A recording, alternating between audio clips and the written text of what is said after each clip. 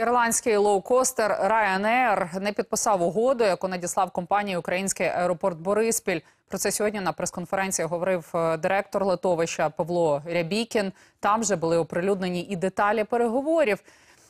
Виявляється, за свій прихід ірландці зажадали умови, які, зі слів керівника, порушують не лише українське законодавство і закони бізнесу. Ryanair домагалися для себе безкоштовної аеронавігації в Україні, безкоштовних реєстраційних стійок у терміналах, безкоштовного приміщення для головного офісу і офісу з продажу квитків та права збудувати власний готель на території аеропорту. Загалом 14 пунктів вимог, останній із яких будь-які суперечки мали би вирішуватися у британських судах. Перемови закінчилися у п'ятницю. Бориспіль надіслав в Ірландію компромісний варіант підписаного зі свого боку договору, але у Ryanair його не підписали. Пізніше на офіційному сайті Ryanair призупинили продаж квитків із України.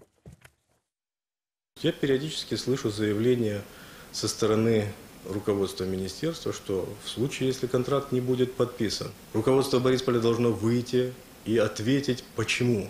Я вам заранее отвечаю, если он не будет подписан, то только по одной причине, потому что для нас, как для государственного предприятия и как для государства, этот контракт будет невыгоден. Дякуємо, що ви з нами. Всі випуски ТСН, найсвіжіші новини і найцікавіші відео на сайті TSN.ua.